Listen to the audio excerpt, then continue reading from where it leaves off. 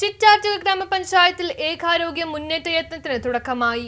ഏകാരോഗ്യ കാഴ്ചപ്പാടിൽ മഴക്കാല രോഗപ്രതിരോധ പ്രവർത്തനങ്ങൾക്ക് പുതിയ രൂപവും ഭാവവും നൽകി ചിറ്റാറ്റുകര ഗ്രാമപഞ്ചായത്തിൽ ഏകാരോഗ്യ മുന്നേറ്റ യത്നം എന്ന ജനകീയ ക്യാമ്പയിൻ ആരംഭിച്ചു.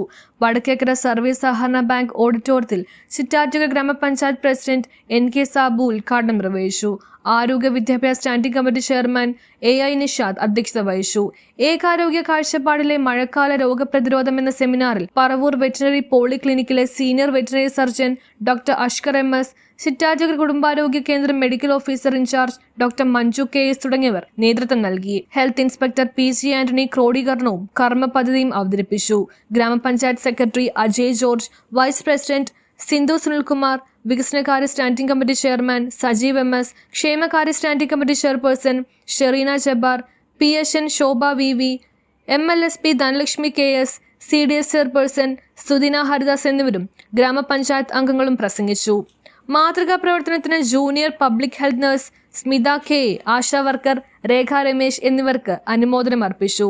വെസ്റ്റ് നൈൽ, എലിപ്പനി ഉൾപ്പെടെയുള്ള വിവിധ മഴക്കാല രോഗങ്ങളുടെ സമഗ്ര പ്രതിരോധം ലക്ഷ്യമാക്കിയുള്ള ജനകീയ ക്യാമ്പയിന്റെ ഭാഗമായാണ് ആശാപ്രവർത്തകർക്കും വാർഡ് തല ആരോഗ്യ ശുചിത്വ പോഷക സമിതികൾ, റെസിഡൻസ് അസോസിയേഷൻ ഭാരവാഹികൾക്കും വൺ ഹെൽത്ത് വോളണ്ടിയർമാർക്കുമായി പരിപാടി സംഘടിപ്പിച്ചത്. പദ്ധതിയുടെ വാർഡ് തല പ്രവർത്തനങ്ങളോടെ രണ്ടാം ഘട്ടം ആരംഭിക്കുമെന്ന് പ്രസിഡന്റ് അറിയിച്ചു.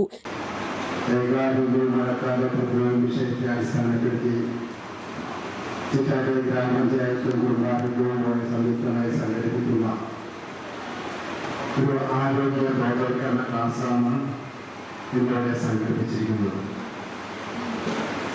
നമ്മൾ മഴയൊരുക്കിയ 2025 ഭാഗമായിട്ട് 2 മാസത്തോളമായി ചിറ്റാറ്റുകര പ്രാഥമിക ആരോഗ്യ പഞ്ചായത്ത് ഭരണസമിതിയും കൂടി